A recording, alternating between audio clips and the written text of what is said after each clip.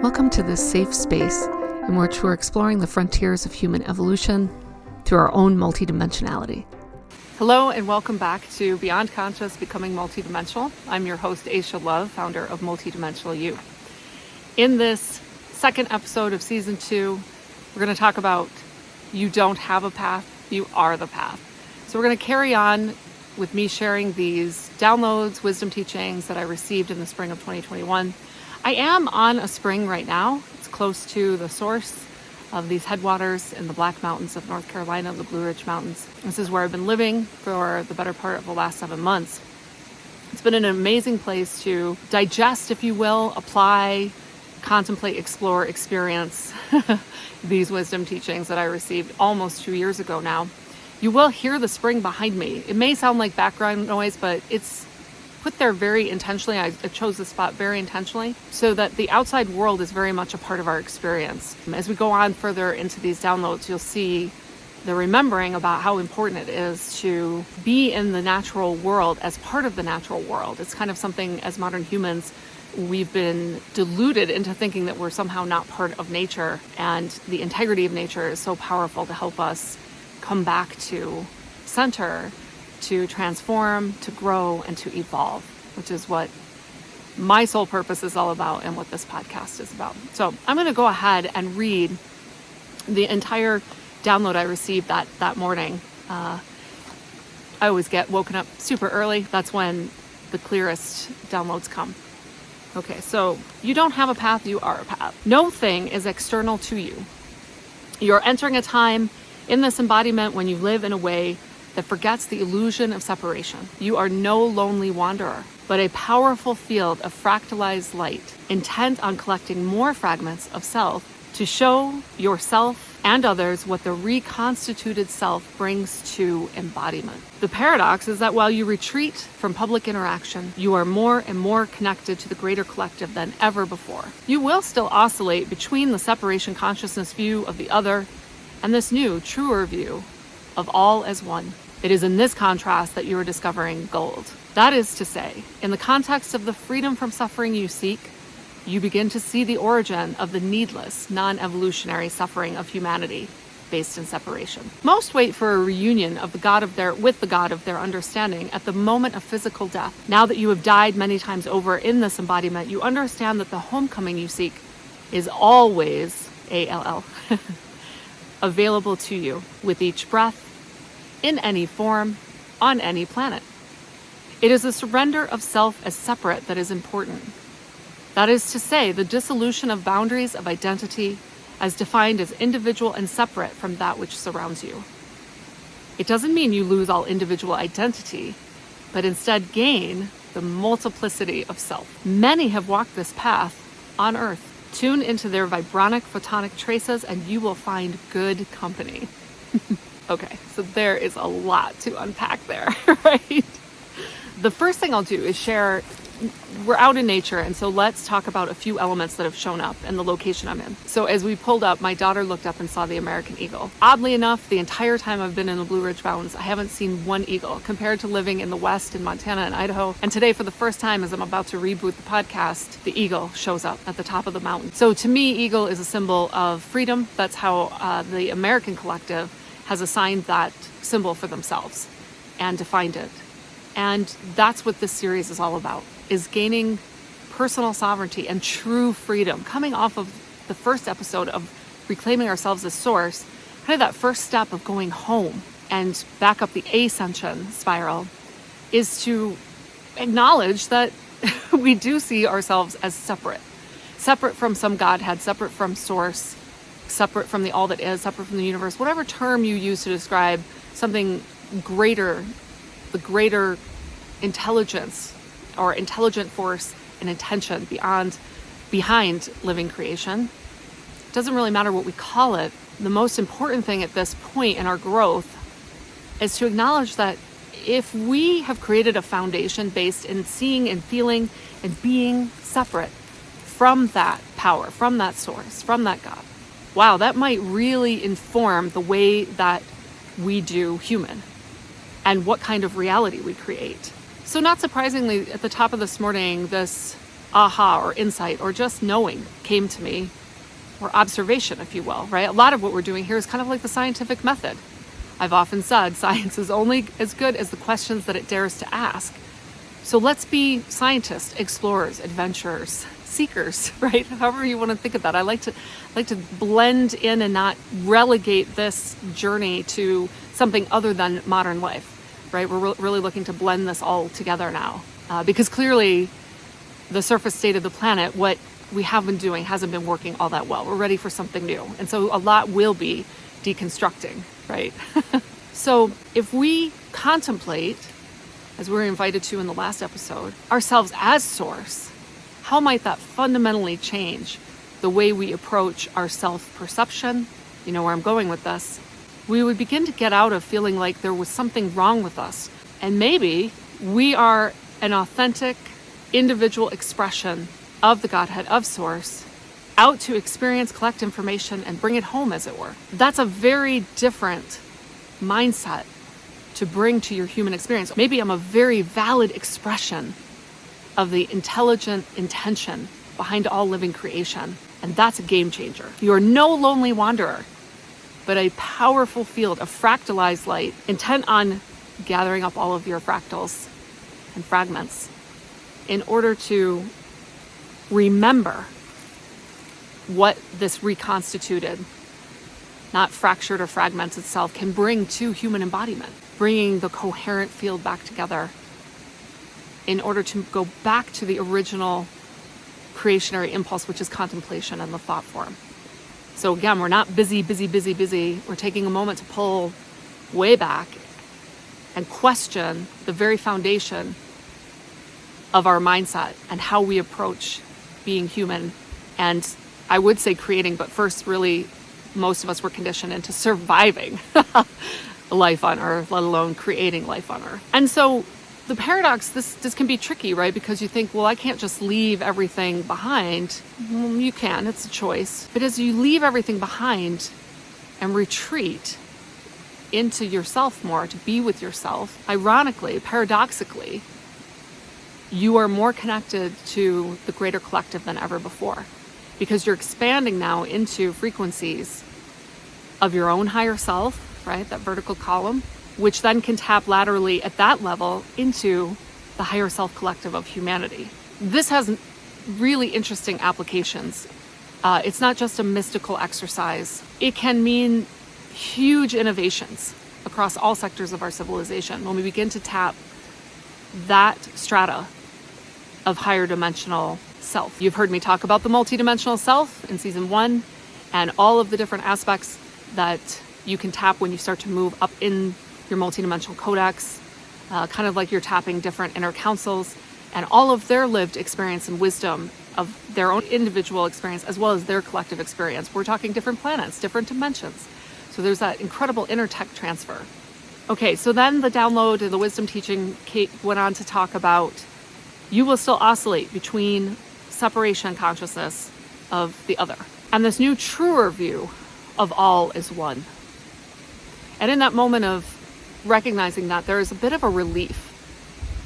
I can feel it in the field when we shift into that mode, because all of a sudden it's not just you up against the world and all of this hierarchical, competitive, comparative set of constructs that are very valid as an experience and giving you contrast. But I'm guessing if you're listening to this podcast, you're not interested in staying in those constructs much longer because you see what they result in. And it's not an incredibly harmonic, easy type of existence. So in the contrast of I'm separate from everything around me, including other people, versus wait a minute, we're all part of one, right? The law of one. We're discovering gold, right? Here's the alchemy. In this context of seeking freedom from suffering and greater freedom in general, you begin to see the origin of non-evolutionary suffering, which is on the hamster wheel doing the same lifetime over and over and over and over again. I'm sure many of you have read Many Lives, Many Masters by Dr. Brian Weiss. I started there way back at the beginning of my awakening. I needed, somebody with some credentials to make sure I wasn't, totally crazy. And you'd really like to get off that hamster wheel, that merry-go-round over and over, creating the same thing. And you begin to understand that the way to do that is to recognize the growth lies in coming back to the realization that you are source. Not in the sense of, the all-powerful being that will do the great judgment of everyone, right? There's a fair amount of distortion there. You will be your own judge and jury at the end of your life, during your life review. You will observe all that you created in terms of feelings, what you said, and you will observe that yourself and make your own conclusions to take on with you into whatever other experiences. The freedom that we're seeking, the self-sovereignty, self-liberation, everything that I stand for. The reason why at 15 I was listening to U2 and Bono talk about Amnesty International and just lit up and created a chapter at my high school and did fundraisers and got a whole bunch of students to write letters to heads of state overseas to release their prisoners of conscience, right? So fire in me at such a young age has to do with this concept that we may be keeping ourselves in our own prisons based in the idea that we are somehow separate from the source of all creation. Doesn't even make sense anymore, does it? And so most of us will wait until the end of this physical life, right? Moment of death. There's lots of near-death experience, people who have literally heart stopped, brain dead, having these incredible experiences, sharing them with the world now. You can find a lot of them on YouTube. And profound, beautiful experiences that all speak to what we're talking about here today. The good news is that we don't have to wait till physical death to allow ourselves to turn over our embodiment. It's in this letting go and dying at the identity construct level, right? Sometimes called the ego, that we can begin to understand that we are already home. And that the homecoming that we're looking for isn't outside of us. It's an inside job. So we're redirecting back inward. And, I'm pointing to my heart because that's where all of this takes place, is coming back into the heart of who we are. And when you think about you being the deepest of wells that never runs dry, like we talked about episode 1, it makes sense. The heart organ itself is designed to send flow out and receive flow back in. We are the microcosm of the macrocosm and vice versa. Nested fractals, Russian dolls, different sizes, but same process of the living plasmas of creation flowing into the system and back out. So each moment, the good news is we have an opportunity to let go of who we've been. Each breath, whatever form you take, whatever planet you happen to be on, maybe these wisdom teachings and rememberings are making their way beyond this galaxy even, right? These are for everyone, the big one, O-N-E, not just humanity. So what's important to reiterate is the surrender of self is separate. So you don't have a path that's outside of you somehow. You are the path itself. You are unfolding from within. You are creating new reality fields with your living plasmas of consciousness. And so dissolving the boundaries of identity. So maybe just take a moment and think about all the ways, maybe at a cocktail party, your kid's soccer practice, next to a stranger on an airplane, when they ask you, what do you do? Notice they don't ask, who are you? What do you be? What do you do? We often answer not with, I do this, but I am. So these are some of the constructs in our language that you can begin to play with and take them over in new ways and play around with them and start to qualify them as kind of what I'm being shown right now. So if you do something for a living, but your heart really isn't in it, you can begin to give yourself the latitude and liberty to say things like, well, for right now to pay the rent, I do this for a living, but my heart is really in, I am a musician, I am an artist, I'm an innovator, I am, your sole purpose might be to serve others. You just really, really like helping other people, even though you may not have built that into and again, it doesn't mean that we lose all individual identity. So much of this process of evolution and growth in my direct experience, both my own journey and then working with lots of people around the world, is watching the resistance that comes up, almost like not wanting to let go of an old toy, like a child, like, oh, I've had that so long, I can't give that up, that's who I am. And just recognizing, and that's okay, because that's where you've gotten your sense of psychic safety. But maybe you're actually going to gain something by letting go. And that gain is the multiplicity of self. It's this incredible unfoldment from within, tapping so much more of your own structure. And then some encouragement at the end of that particular morning's download. Many have walked this path on earth tune into their vibronic photonics, so photonic traces. This is how shamans and animal communicators can sense, bear has walked here, I can feel the photonic trace.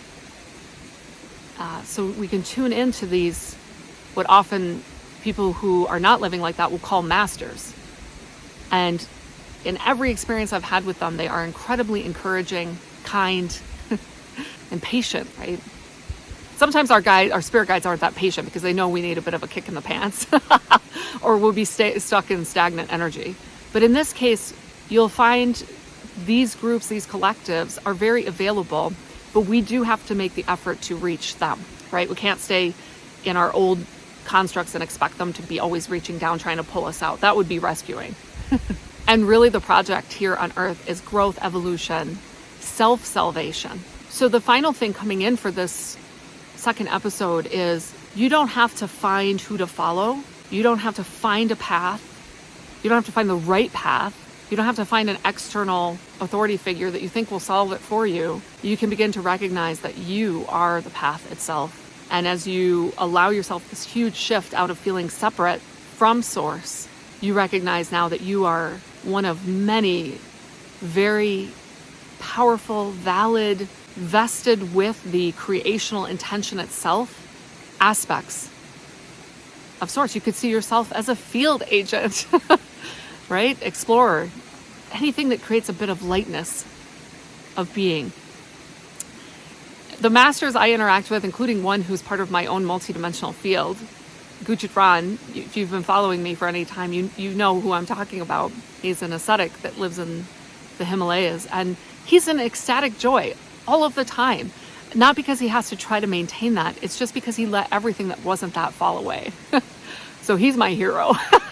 And when I get stuck, I often turn to him. And he often uses laughter to displace that kind of stuck energy of overthinking, over-ruminating, not seeing a way through. So there it is, an example of what we gain. The multiplicity of self, the multidimensional self can bring you other human aspects, maybe more evolved than you, a few steps ahead or, a few thousand ahead of you on this path, let alone your other galactic aspects and other higher dimensional collectives that you're a part of. There's so much that opens up here, and I'm really excited to share it with you. Sending you so much love as we wrap up the second episode.